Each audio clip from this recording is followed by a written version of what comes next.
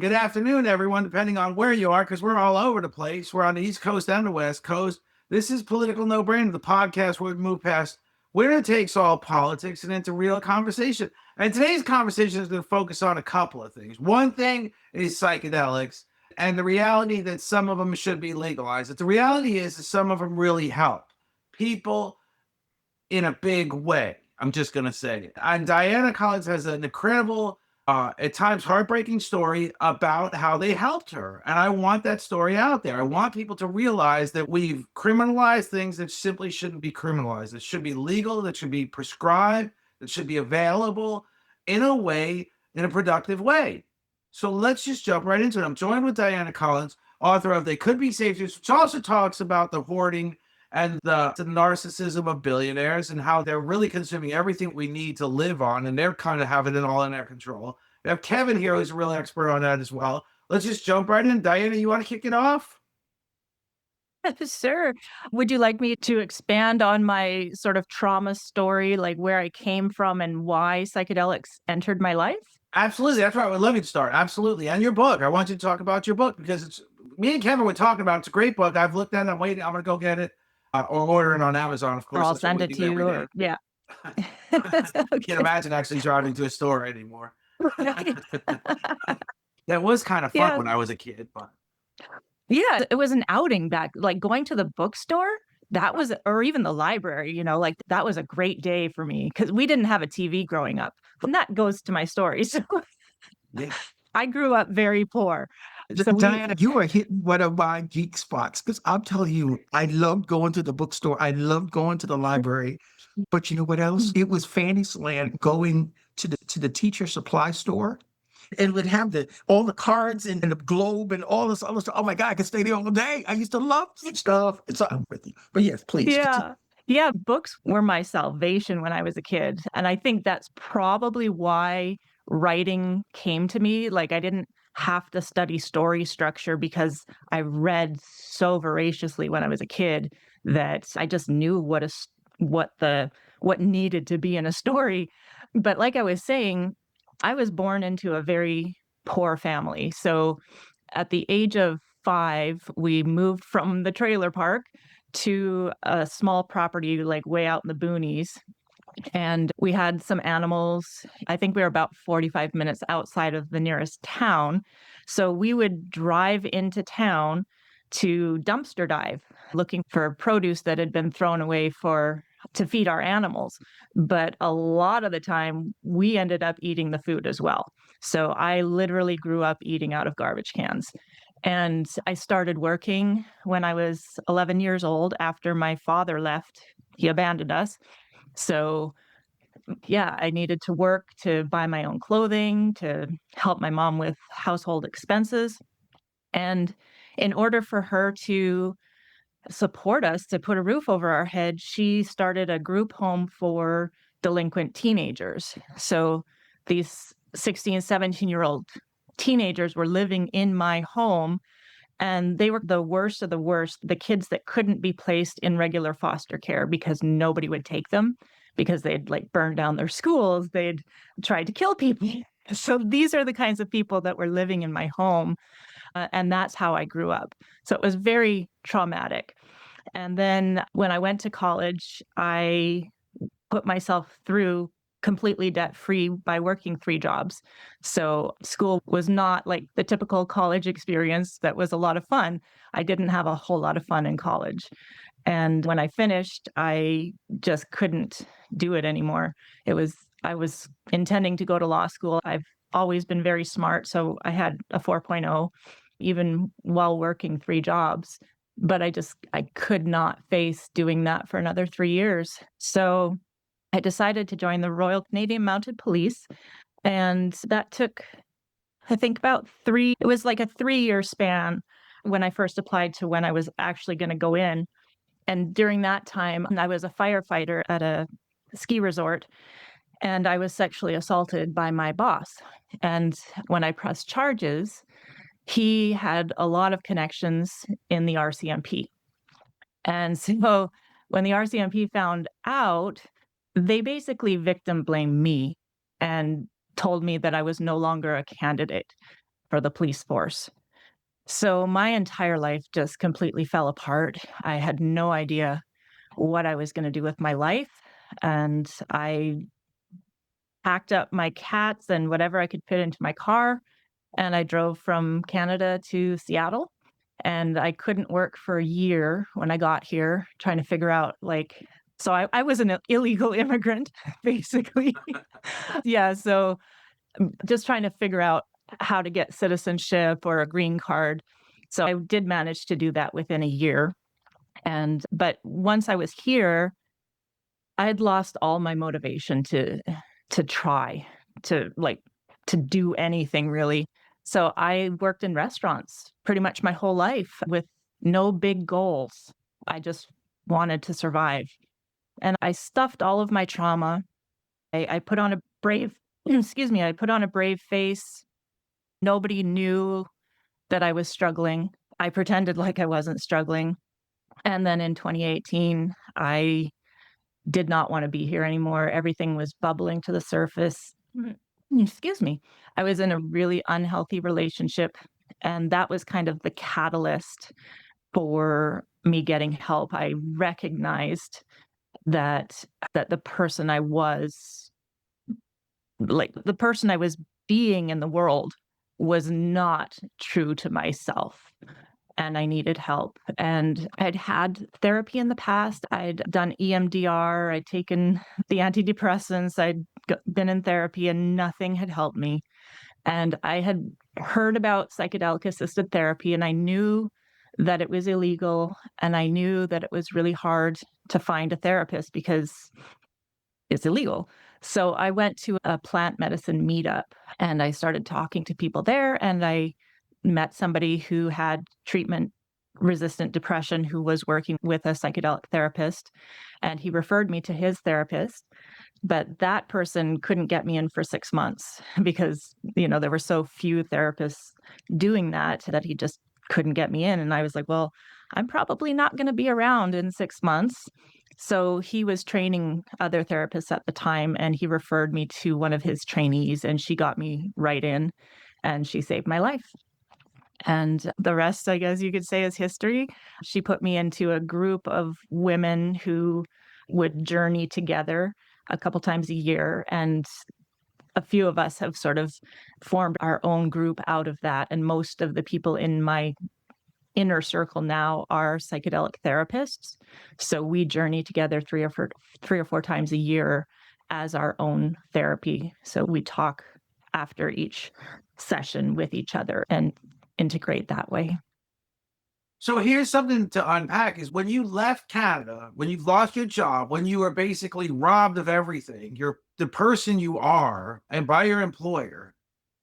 But yet you were still this amazingly strong person. I mean, you still prevailed to get a US citizenship, which we laughed when you mentioned it, but it's never been easier. Granted, it's No. never been harder, but it's never been easy. But you still prevailed to do that. And then you search for solutions. So that makes you an incredibly strong person. And like you said, you're this incredibly smart person. And those solutions were ones you were able to find because it takes a lot of ability to research and determine what's right and wrong, right? And Yeah. so, and then the psychedelic therapy really changed you. So where I'm landing at here is there's a lot of people that have a lot of ability, but are just kicked to the side and they don't have any sort of assistance that would, and we've made it all illegal. Like you said, psychedelic therapy still till today is illegal. And there was a reason for that, right? And I think you said, and Kevin said, I think it started with the Nixon administration, right? Where there was the protesters were hippies and they were doing these drugs, right? So you've got this powerful president that wants his way and he's going to do anything to hamstring it to create his own narrative, right? So jump right into that too before, and then Kevin might have some stuff to put out there. Yeah, Kevin, if you want to talk about that. Yeah, well, it is, and totally unrelated to your story, which, by the way, Diana, my gosh, I mean, I'm still processing, but it's so impactful to hear your story. And I definitely echo Coach's comments in terms of your intestinal fortitude to go through that process. I understand, and you are open and candid about the fact that you had come to the place where you just didn't want to live anymore. So it finally had gotten you to that point. But nonetheless, you were seeking an option, and you only got to that point because no options had appeared up to that point, And so as it relates to the history of psychedelics and the extent to which they can be therapeutic, they can have medicinal benefit, right? Yeah, it's a tragic history because as we were going through the 60s, right, they were discovered by the counterculture, the younger generation, and were a part of a broader movement where Americans in general were basically holding power to account for choices that power intended to make. One of them was this idea that we were going to the military industrial complex, we were doing foreign policy through the military, and we were engaged in this escalating war in Vietnam. And the young adults, yes, from the counterculture community, right, who were also engaged in a variety of drugs, but certainly psychedelics, psychedelics were identified with them because this was part of their community.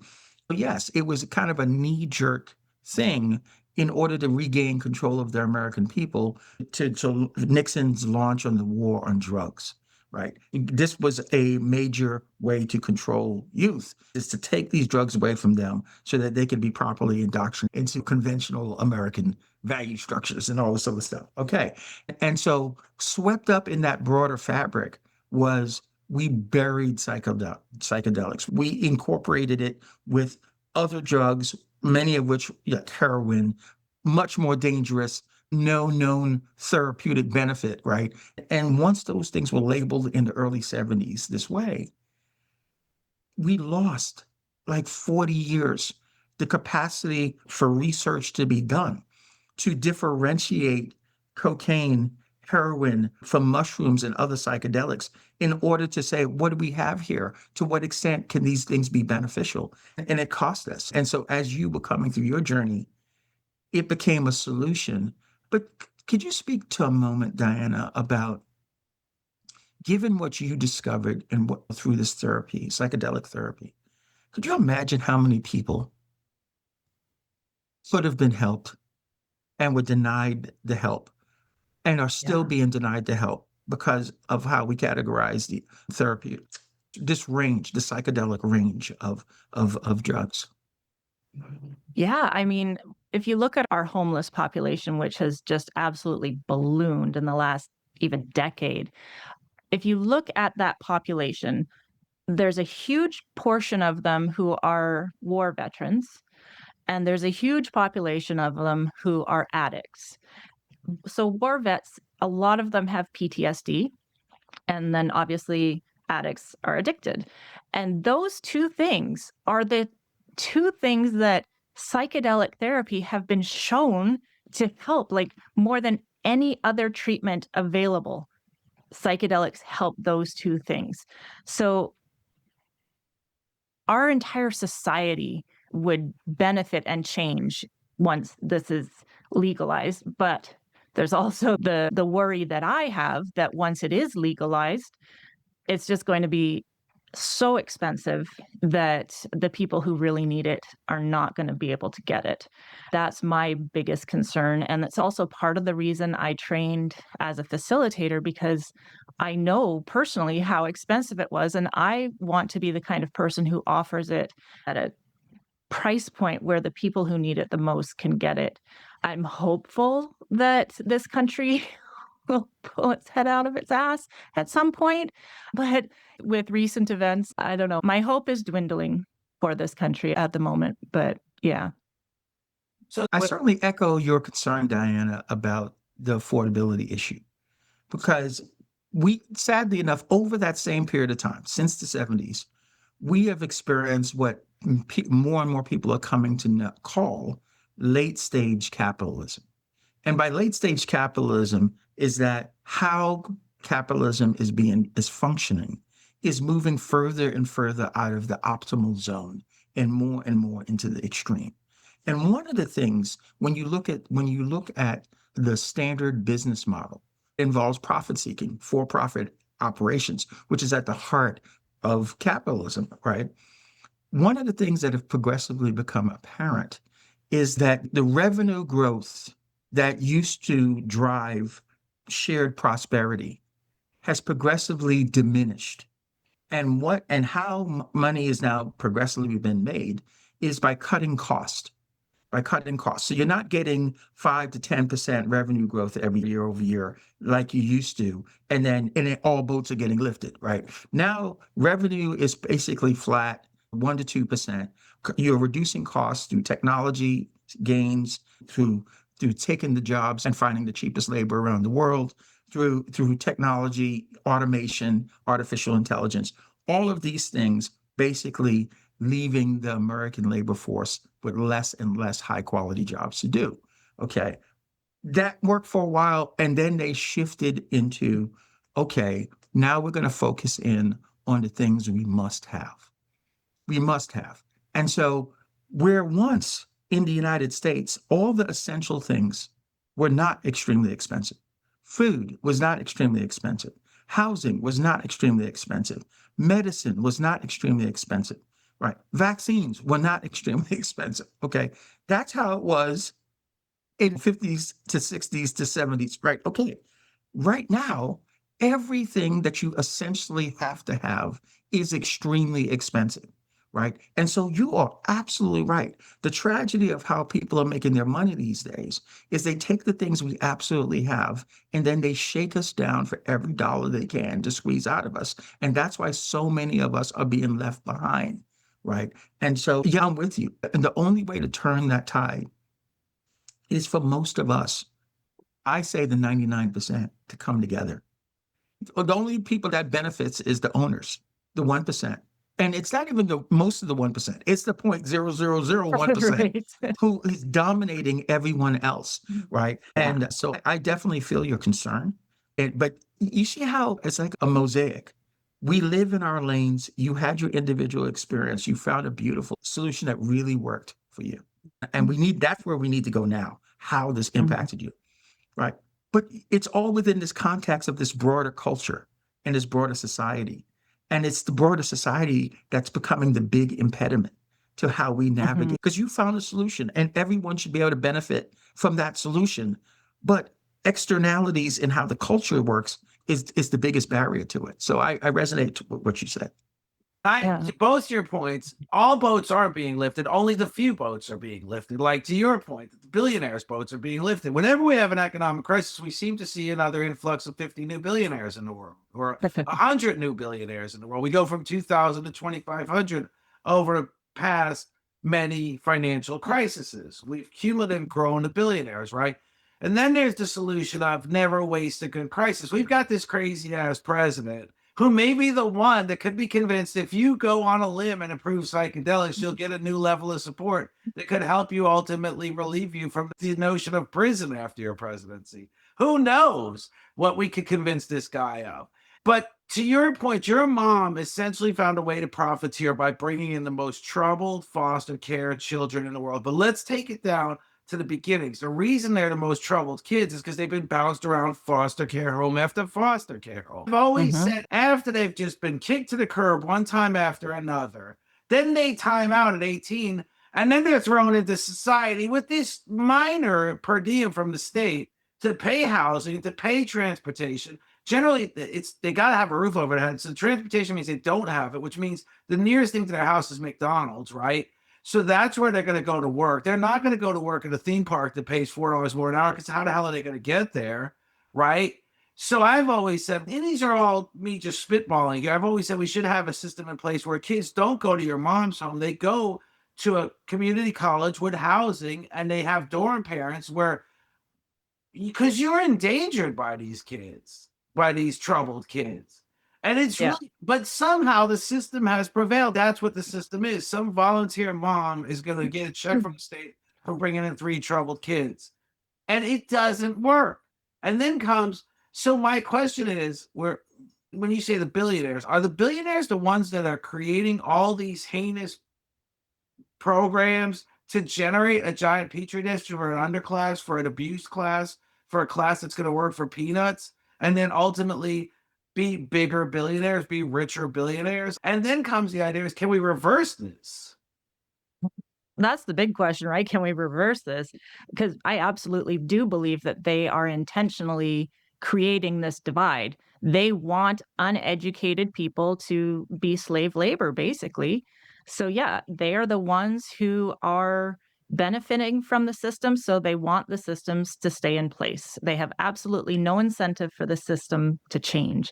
So, that's our big hurdle is how do we get these systems to change when we have no power? Like Kevin was saying, we do have power. We just haven't realized it. It amazes me when I post on social media about billionaires. It amazes me how many people defend them. I think the first thing that we need to overcome is the portion of the people like us who are still looking up to these people and wanting to be them. So, like I was saying before, in our previous conversation, the first step is changing the narrative, is changing the way the rest of us think so that we're not looking at them as heroes. We're looking at them that they have a mental illness, that they are not the definition of success. We need to change the definition of success and we need to define what enough is. I could not agree with that more. That is, I mean, and so because it is at the narrative level. And so let's talk a moment about psychology and sociology in terms of culture, right? From the time, if you were born in the States, so I cannot speak to being born in Canada. Love them, cannot speak to that. That wasn't my experience. I was born in the States. But Coach, I believe you were born here in the States too, right? Yeah, exactly. And so from the time we're born, what has been normalized, right, is a set of values, right? Independence, freedom, self-interest. And the self-interest is the pursuit of your own happiness, right? And competition. The manner by which you achieve success is by competing, right? And these core virtues, we're fed that from infancy, right? And then those virtues are reinforced with the narratives that explain what is going on in the world. All those narratives are framed in order to reinforce these core virtues. And so one of the offputs, and it's been a part of American tradition, is that what made America different than most other countries when it came to how we viewed wealth is it is an American tradition that we don't hate the wealthy. And the reason why is the economics that we practice offers all of us the opportunity to be wealthy. And so, and when the Horatio Alger tradition was actually true, and a person could be born in poverty, and just by working hard and innovating, they too could be wealthy, that was great. And that worked for decades, okay? That time is over. The idea of social mobility is dead. Yeah. I'm not an advocate of it when it even worked. What I am an advocate of, what I am saying is the lingering normalcy of that is what you're running into, Diana. It has been a part. People who are steeped and identify themselves as Americans, part of what that means is that, yeah, we're not jealous or we don't hate, wealth. We would like to be Right. wealthy. And so It's therefore, the American dream. Yeah. it's the American dream. We're more apt to defend them. Yeah. But how we break that narrative. So this is the psychology, this is the sociology. It is hardwired in us as Americans. And so how do you break that? And this is at the heart of my book, Onward at Last, the 2024 presidential election edition, is that, yes, we need a new narrative. And how we get there, and it's a hard thing, is that we need to show how these core virtues are no longer serving us. And so, and the method that I try to use, and I suggest you consider it too, Diana, when it comes to something that you identify with, that you hold dear, and now you're going to challenge it, you can't externally change that because a person is saying, you're talking about me. If you say freedom is not good, then I'm not good. If you say competition is not good, then I'm not good. And you know what? F you. You know, this is the kind of stuff okay. So Yeah. what I try to do is, as opposed to coming at them saying that, hey, I know something you don't know, I've experienced something you haven't experienced, why don't you check out this new thing? I say, okay, let's look at our shared experience. Let's look at your own experience. And here's some new information, like what psychedelic therapy did for you. It's new information to them, okay? But if you could direct them to their own experiences that you've had too, right? And show how those virtues are not serving them now. So they have the new information. As long as they can learn they verify the information is accurate, right? Now they can just look at what does this mean about my own lived experience? Is it true that those virtues still apply? That independence is really a virtue, that, or whatever. And if it's not, then it's them coming to their own conclusion that, you know what, that didn't serve me. That wasn't true. This new information has shown me that I'm not being served, that the reason why life is harder and harder today is because those billionaires are exercising their freedom. And that the problem is I'm losing. Right? We're all losing, right? So at what point do you say enough is enough, right? Because guess what, right? We can't have the basic things we need to survive anymore. This is where you get to the point where now does capitalism even work, right? If you could work hard every day and you're worrying about keeping your lights on, you can't get therapies that actually would help you, because these people are taking all the resources and they can't even use all the resources. This is the kind of stuff, because it draws on their personal experience and you can use their own resonance. What resonates to you? Yeah, I know you believe that and you live this way. Mhm. This is how I'm finding it's a hard lift. This is how I'm finding, because unfortunately it's rooted in our culture, and so that's why we have to. It's the patriarchy. Like It's a everything that you said, like competition, freedom, like all these things, that is the patriarchy. And I don't think that people really understand that that is the system that is keeping us down, and that matriarchy is not the opposite of patriarchy. I think a lot of men are afraid that if the matriarchy rises, that they're going to be treated the way that they've always treated women. So they're afraid of that, which is very telling about how society is run. Yes. But the matriarchy is not the opposite. The matriarchy puts collaboration at the middle instead of competition, and it puts children's futures at the, that's what's most important, is keeping the children safe, keeping the children's future intact. And the matriarchy is a circle, it's not a pyramid. So the patriarchy is a pyramid. That's why we're seeing the concentration of wealth at the top. The matriarchy is a circle where everyone benefits. It's not something to be afraid of. So to that point, and when you talk about the circle where everybody benefits, to be essentially or inadvertently the devil's advocate, I've never been an overachiever. I've never been athletic. I'm smart. And it's funny how I got smart, because we were talking about that before the podcast, but I'll get into that later. But I've always come up with the theory, if you can't beat them, if you can't compete with them, join them. So investing in billionaires, because we're using billionaires as the operative term, investing in billionaires might have put me in a better position to face the challenge of putting 2 kids through college in the next couple of years.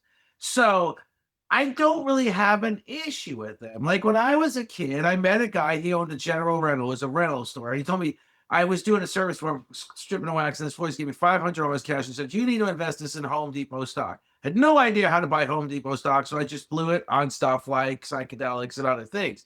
But it was great advice. Now, do I have an issue with Bernie Marcus becoming a billionaire from starting Home Depot? No, I really think I wish I would have knew what the hell the guy was talking about. And I always got to know his name was Dick. And I always wondered, how did his parents know him so well to name him that? Because he was such an idiot.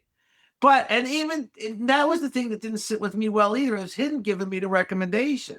But the fact of the matter is, like I used the example, and somebody I study all the time is Warren Buffett. His chief stock picker is named Todd Combs. Todd Combs turned a $70,000 IRA into a $260 million personal wealth. How do you do that? And then is that capitulation? Is that a form of capitulation? You're saying I'm okay with billionaires. because they just want to be 10% of their wealth? Or is there some issue with that thinking? Oh, from my point of view, Coach, again, that aligns with our culture and our tradition, right? But if yes, you look at your situation, you're not worrying about keeping your lights on. You're really not, right? And so, therefore, you're not trying to take anything from anyone else. You're doing well. You're doing well enough, right? Okay. The fact is, most people are not. And the reason why most people are not is one, and this is obvious, we live in a finite resource world. There's not an unlimited amount of food in America. There's not an unlimited amount of housing in America. There's not an unlimited amount of everything that we need in America, right? And so when you have a limited amount, a finite amount, and some people take so much and they're not even using it. So we joke about Jay Leno and the 200 cars in his extended garage. Okay, do you know how many working people in this country could be so much more productive, could take that job further out if they had a working car? We are glorifying a level of gluttony that is necessarily causing the scarcity that most people live. So the issue with the billionaire is, right, is first and foremost, why do you need all that? I mean, seriously, I mean, if we were sitting around a table, this is the person who wants to take 2/3 of the food around the table and leave most of the people around the table with almost nothing to eat. And then because they're being nice, they throw us a biscuit.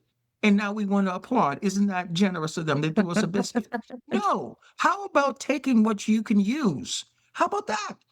Then you could live a fabulous life based on what you could actually use and leave all those excess tens of billions of dollars of excess resource that you are claiming, that you are controlling, that would transform the lives of so many other people.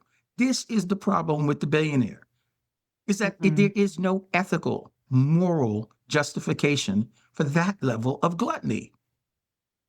And I think that it comes back to capitalism too. You know, like when anyone mentions the socialism word, or they're like, oh, well, look at Venezuela, look at all these examples of where it didn't work.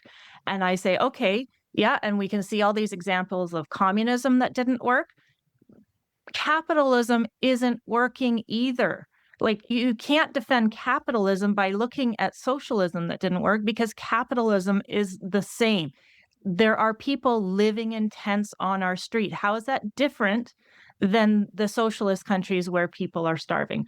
Our people are starving. Our people have no medical care.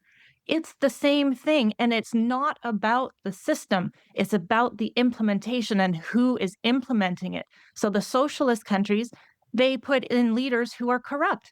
Same as here. It's the exact same thing. It's about who is leading these systems. It's not the system itself. There's nothing bad about socialism when we take care of each other. There's nothing inherently bad about that. Taking care of each other is what we should do as human beings. And I This is 100% agree with that. My point has is always been is that if we can't seem to put that system in place, if we can't seem to overcome the logic that we've lived with for all these years of our existence, then I said, then the other solution is through education. Let's teach children how to succeed. So in the example we started with the foster care kids who are bounced around the system, can we improve that? Because those kids are coming out like the horrifying abuse you experienced in your life left you, even though you're you now and this amazing person, the chances were you probably wouldn't have been this amazing person. The odds are you beat the odds. The reality is you beat the odds. Yeah. So then my point goes, this is where I'm really arriving or landing at, is if we were able to somehow mitigate this crap system at a young age through education, would we have more intelligent, super intelligent people harnessing all their abilities, and then the billionaires would have more to compete with, and would that ultimately spread the wealth? which the thing about it is, and I've heard you say this argument, and it makes sense as long as you accept the fact, as long as you ignore the fact that we are a finite resource world. Okay? Okay. And so if we're a finite resource world, we actually measure how much resource we use.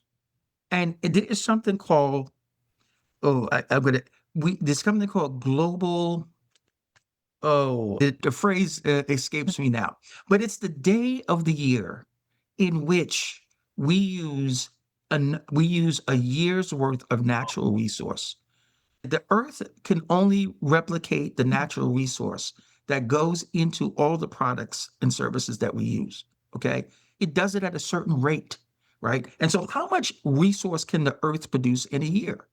Well, what we're doing is we're using so much resource that by July, we use a full year's natural resource. And then for the rest of the year, the remaining 5.5 months or so of the year, we are drawing down the natural resources that are going to be available for future generations. That's what we're doing. So we need more than one earth to sustain the amount of natural resources we're using now. So the context is we are a finite resource planet. And we are overusing the resources and draining and going to create a circumstance where future generations don't have enough because we're draining the capacity of the planet. We're exceeding the capacity of the planet to sustain this. Okay. So the solution that you're talking about is not making the average person more competitive so that they can consume more. No, the solution is that one, all of us need to consume, well, as a humanity, we need to consume less. Most of the reduction in the consumption is not you and I. It is the billionaire class. Sure. They are so over-consuming. They are consuming mass. 50, 60% of all consumption is the 1%. Let's understand that, right? That needs to crater. That needs to stop, right? And there needs to be a sharing. The matriarchy, the circle. This is the only planet all of us have. Forget about what Elon Musk wants to do on Mars and now the moon. This is the only planet that we have. And therefore, all of us should have access to the resources we need to sustain ourselves. And what capitalism has done is create an incentive structure that some people get the resources and other people don't.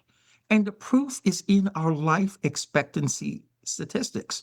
I want everyone who hears this conversation to go into your chat box, your AI, and pull up life expectancy in the United States by income.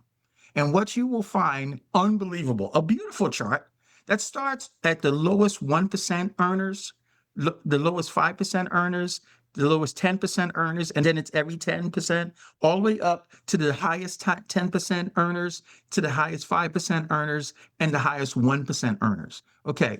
And one thing that you're going to see that's consistent from the bottom all the way to the top is that the more money you make, the longer you live. Yeah. Let's be clear about that. The more money you make, the longer you live in America. That's how bad this is getting. And what also blew my mind is the biggest gap in life expectancy. You would figure it's somewhere in the lower part. The biggest gap in life expectancy in the United States is between people who earn in the top 5% and people who earn in the top 1%. Yeah, I didn't stutter. You wouldn't believe that for men in the top 1% live 3 years longer than men in the top 5%.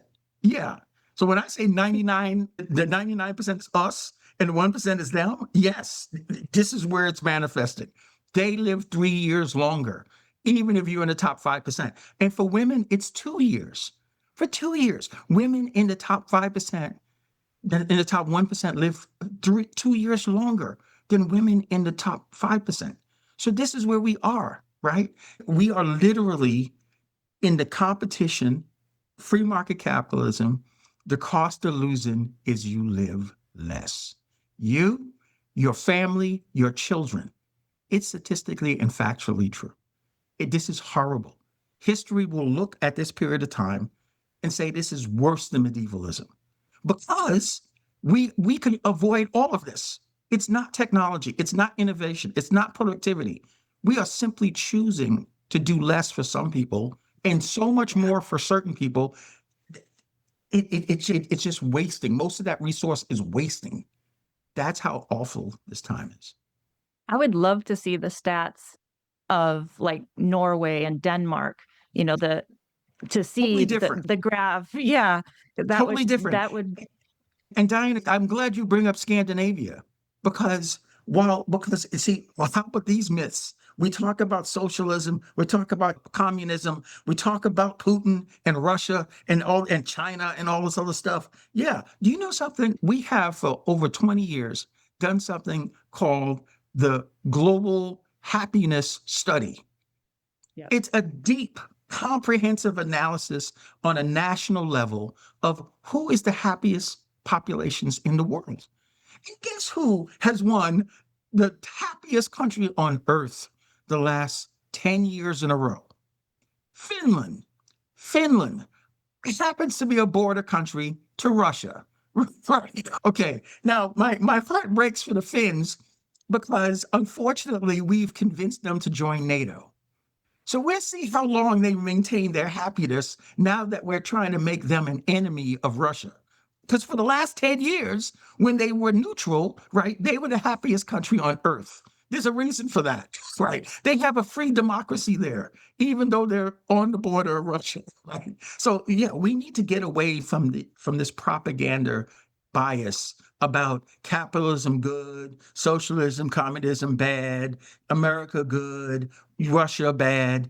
No, we're only good if the average American can achieve the American dream. And the thing about it is 50 years ago, we could. Now the middle class can't. That's not America being good. That's America exploiting their own people. Full stop. Yep. Well, I'm just going to say, if you look at Jeff Bezos today, after he left the CEO position of Amazon, and he has all the time in the world on his hands, he's become buff. He's worked out. So I'm sure he's increased his life expectancy by some time doing that. I'm sure when he was sitting in the boardroom eating whatever they brought him, he wasn't going to live forever. So again, through education, the whole idea of healthy living and the whole idea of finding inner peace, however you do it, the whole idea of just building that narrative in your mind. We are not, when people say there's no problem with teenage suicide, they're lying. What they're doing is they're mitigating the reporting. They're not telling you how many kids committed suicide in each school in each community. They're just saying we no longer have this problem because we're no longer reporting on it. It's kind of like Donald Trump fired the jobs report guy. We no longer have a jobs problem. It's okay. And I always said to that alter ego, when Barack Obama in his exiting days said we created 18 million jobs, I said they were all crap. I had to work 4 jobs just to get my kids home from Thailand. So thanks for that 18 million jobs. I had 4 of them. And you know what? I was sleeping in my car 2 hours a day going to the next one. So there's this whole thing of education and build. That's my point, is let's start from the beginning. And then when we talk about the environment and the finite resources, I always use the example of Tesla. He brought up Elon Musk. No one really cared if the cars were electric. They were fun to drive. And even Ford got it wrong. They committed $35 billion to building electric cars, and they just now did a big write-off on the whole investment because their cars were still clunky and Teslas were still fun to drive. So there's a lack of interest on the environment and the finite resources thing that I believe strongly in what Kevin's saying. But can we build that interest through education? Can we build that understanding through education? I really think I didn't know everyone's going to say I'm crazy, because it's not going to happen in the traditional K-12 system. But if we created online successful living courses and even made them incentive based, and then we covered the topic of possibly psychedelics, bringing you to some level of inner peace after you've been screwed royally from the day you were born until you were 18, and then you got the real kick in the nuts when you got kicked to the curb for good. But though during that time where you're living in some stranger's home who's telling you don't eat till 6 o'clock and here's a little bit you get because the state hasn't given me enough money, then during that time when you're sitting there and you're learning something online about successful living, when you're finally on your own, would that help? Would that initiate that whole idea of seeking out some sort of psychedelic therapy to get you through that 18-year period? I think the education conversation could be a whole nother podcast episode. Yeah, I mean, You look at Scandinavian countries again and their education system, it is very different than here. The kids are not sitting at a desk for 8 hours a day, taking exams and memorizing stuff.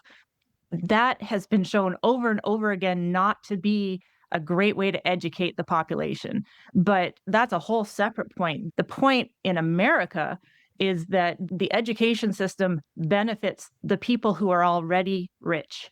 So the poor kids get the worst education in the country because of the taxation system and how schools are funded. So the poor kids start off with a shitty education from K to 12, if they even make it to 12, and then they can't go to college because it's so freaking expensive. So only the rich kids get to go to college unless you're already really smart and you might get a scholarship, but the percentage of poor kids who actually get scholarships and get to go to higher education is so small.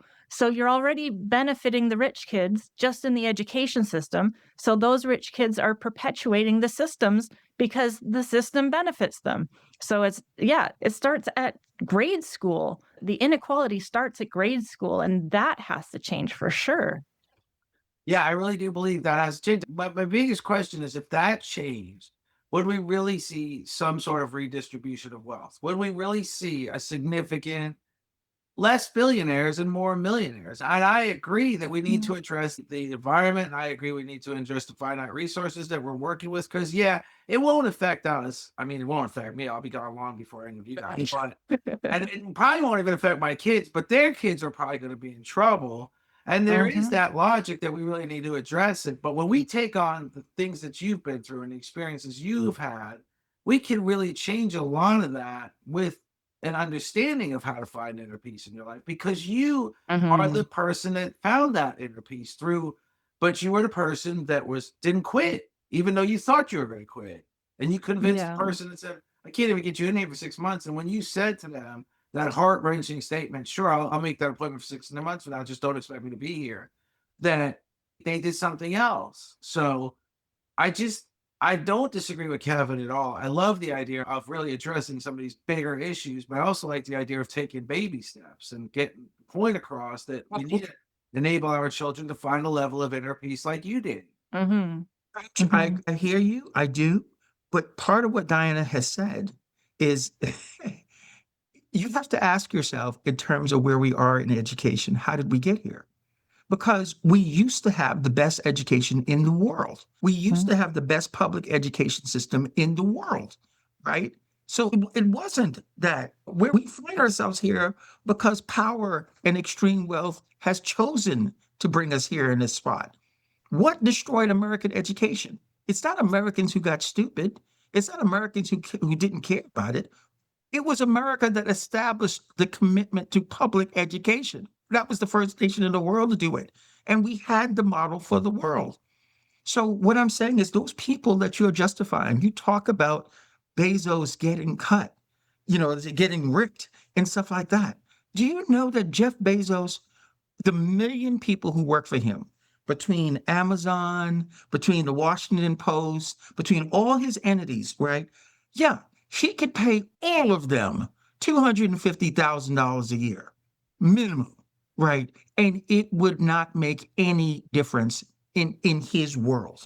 I mean, seriously, maybe that would peel off 25 to $30 billion a year that he's generating, right? Yes, but he's got over $200-300 billion, right?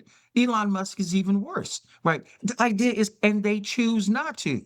In fact, what they choose to do is hollow out the Washington Post, pay Amazon workers $15 an hour, and once again, throw in a biscuit, and we applaud them because the federal minimum wage is still ridiculously below $8 an hour, right? When he can pay them easily $250,000 each, give them shares in the company that they are building. It is their work that's causing his wealth, right? But instead, he chooses to take it to himself and then gloats by getting cut and spending $12 billion to replicate flight in the upper atmosphere, something that NASA did 60 years ago, right? Okay, this is his version of playing, midget bowling, where the wealthy grab midgets and slide them down the bowl.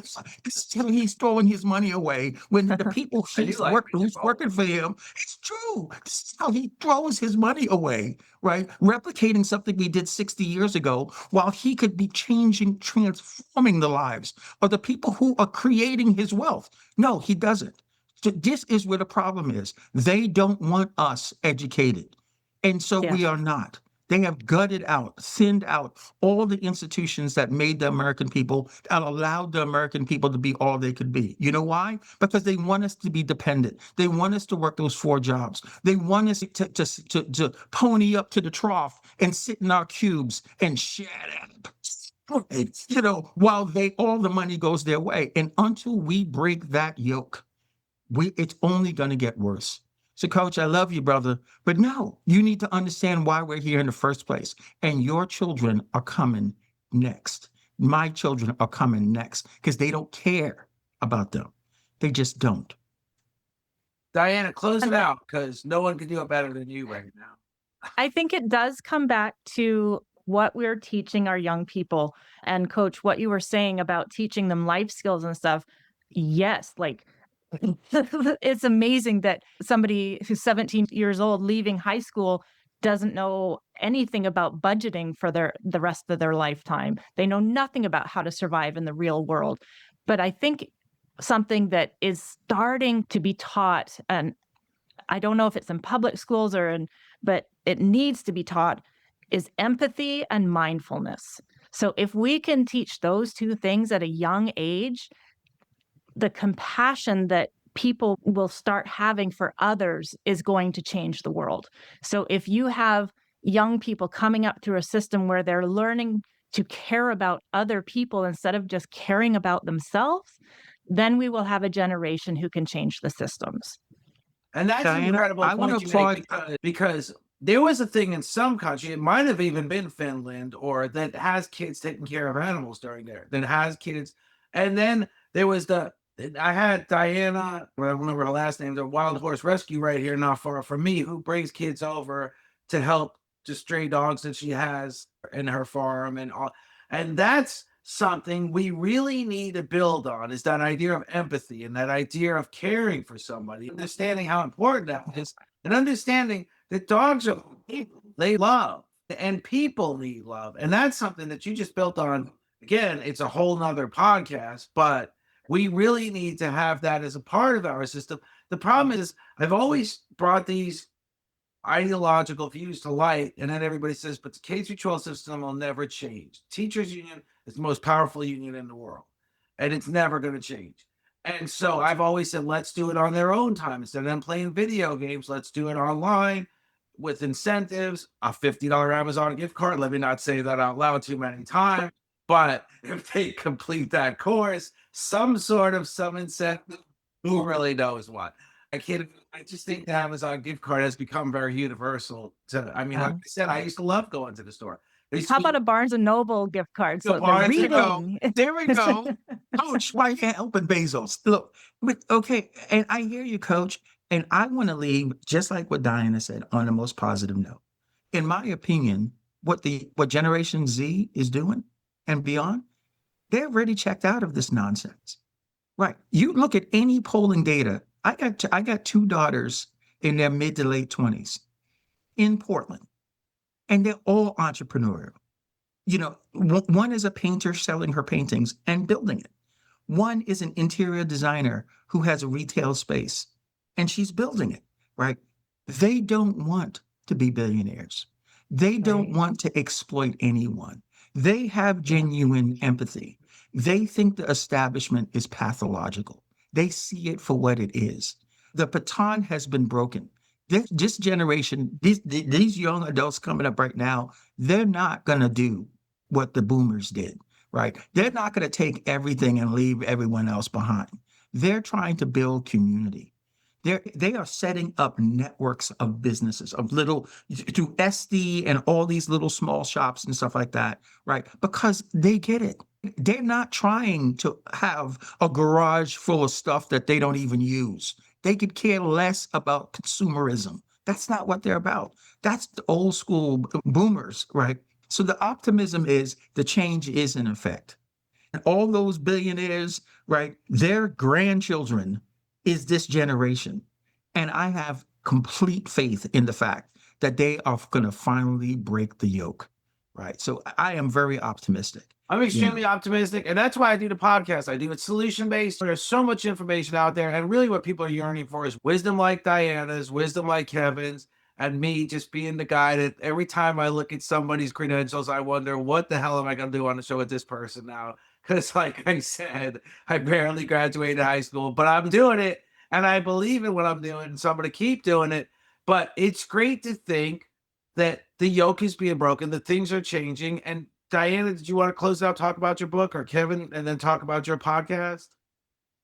Sure. So They Could Be Saviors is a near future eco thriller that holds billionaires accountable with psychedelic assisted therapy. And the key word in the title is could. It's not saviors. It's what these billionaires could be doing with their money and are not. They could solve the climate crisis. They could solve poverty. They could solve so many of the world's problems, and they choose not to. And that's exactly what Kevin's been talking about.